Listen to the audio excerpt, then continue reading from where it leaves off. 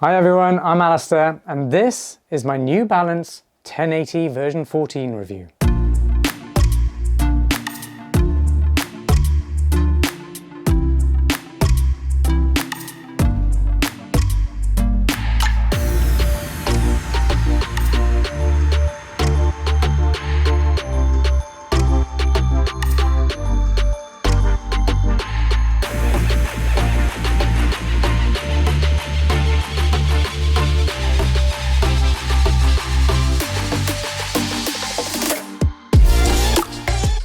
The 1080 version 14 then is really an incredibly plush daily trainer, much like the previous version, which I have here.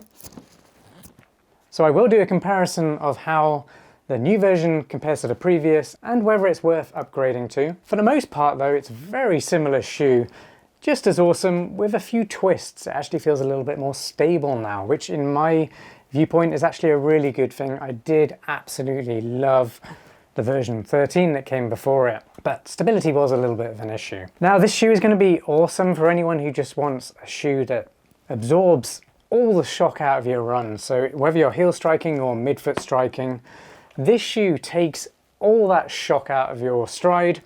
So older runners are really going to love this shoe. And in fact, a lot of older runners have actually made comments on my previous version of this shoe, saying how transformational it's been, and it's been allowing them to run when other shoes haven't been able to, and also walk for that matter. It's a fantastic walking shoe. That's a testimony to the 1080 series on how good it is for just general comfort, cushioning, and a shoe that just makes running or walking super easy. I personally have been using it for recovery runs, so that's slower runs that complement my training runs throughout the week.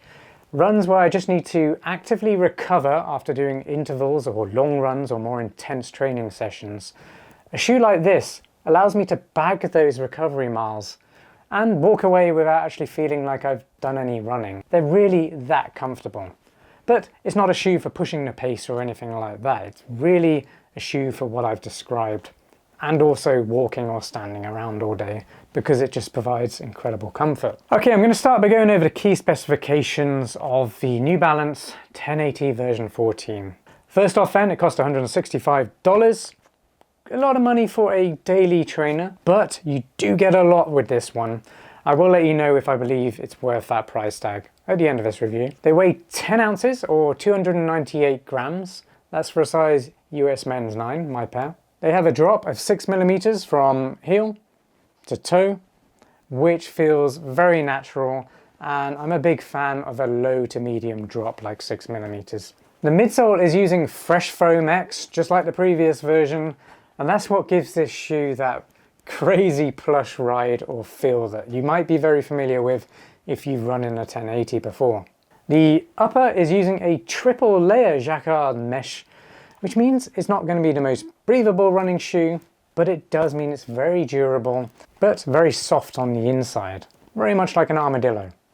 Armadillo! If you got that reference, let me know in the comments, we can be age friends.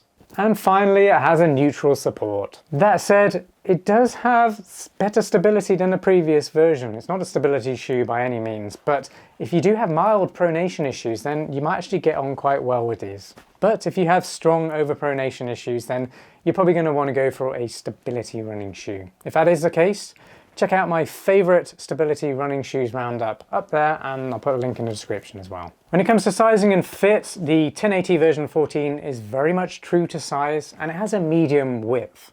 So it is very similar in fit to the previous version, so if you're familiar with that one, go with your usual sizing.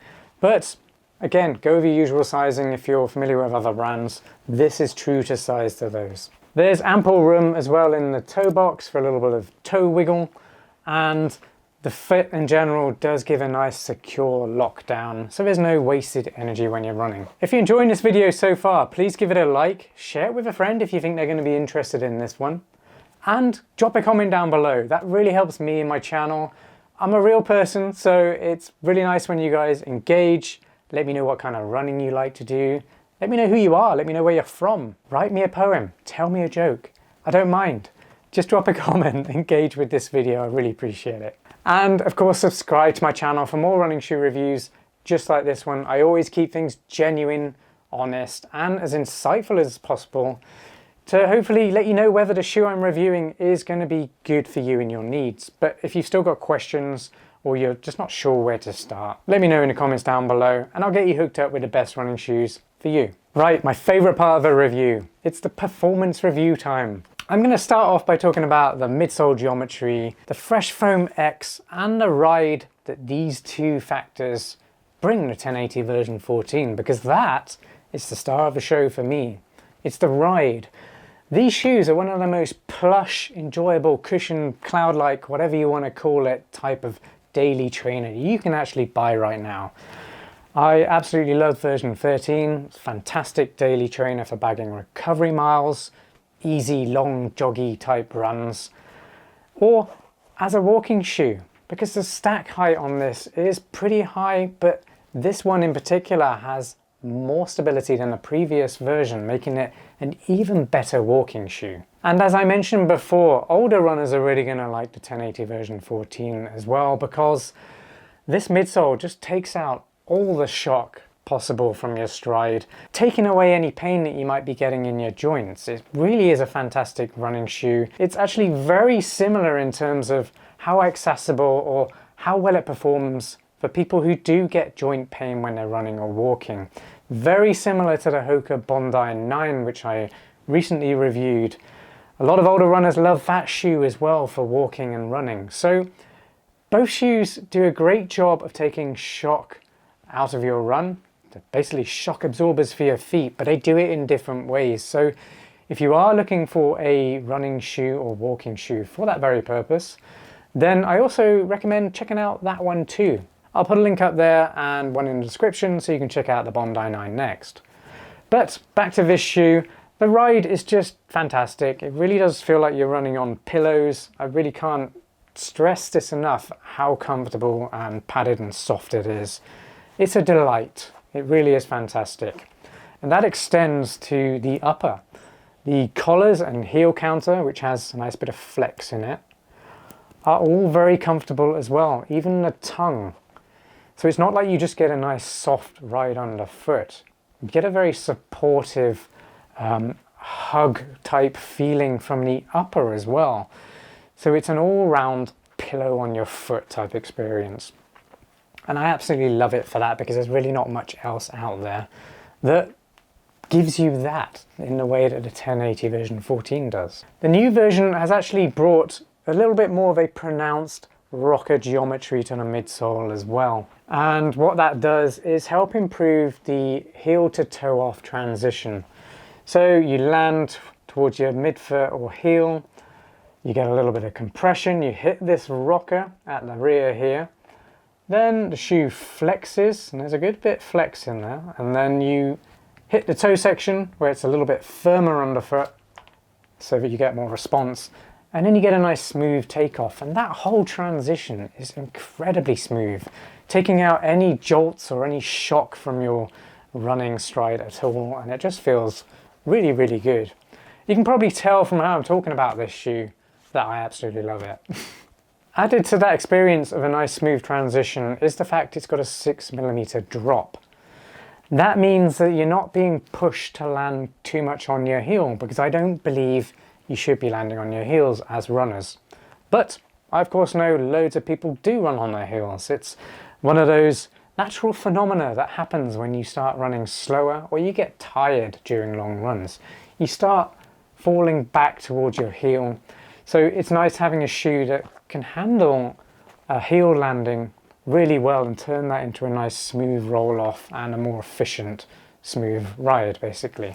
And I'd just like to add that not every daily trainer or running shoe does that well. And finally, I'm going to jump back to this triple layer jacquard mesh, because although it's very smooth and very durable, it's not the most breathable.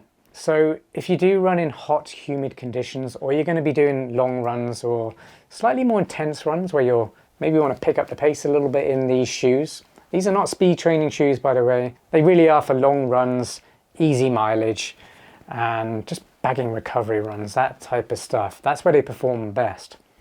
But if you are in hot, humid conditions, you're running on a really hot day, or you are pushing yourself more than you normally would, then do be aware that these shoes will heat up on the inside, and that could just lead to some discomfort over the long run.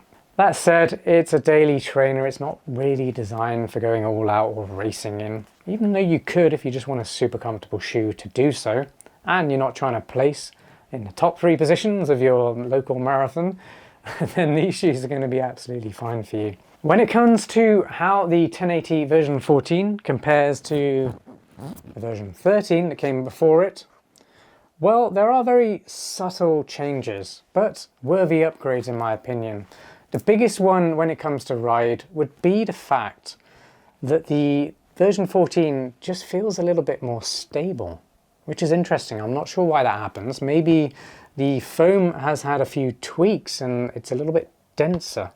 It still feels super cushioned, super plush, but it feels more stable. So I feel like there might have been a few tweaks to the density of the Fresh Foam X midsole foam, but the biggest reason it feels more stable is the fact it's wider underfoot. So it has a very slightly wider platform, and that just gives the shoe a little bit more stability and overall a better ride, I think. Heavier runners are going to notice this more because more weight will mean the midsole foam is going to be compressing more and you might get a little bit more wobble.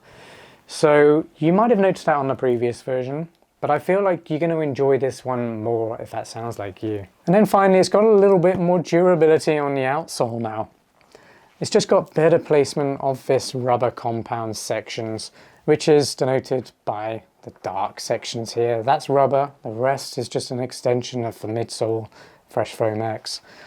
It's a bit hard to see on this one, but because it's all white, but there are more sections of exposed foam which aren't as durable and won't have as good traction on them.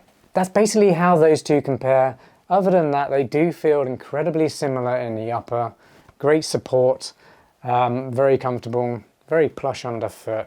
But I'd say this one just feels more, a little bit more refined, a little bit more stable, which is only a good thing in a highly cushioned shoe like this.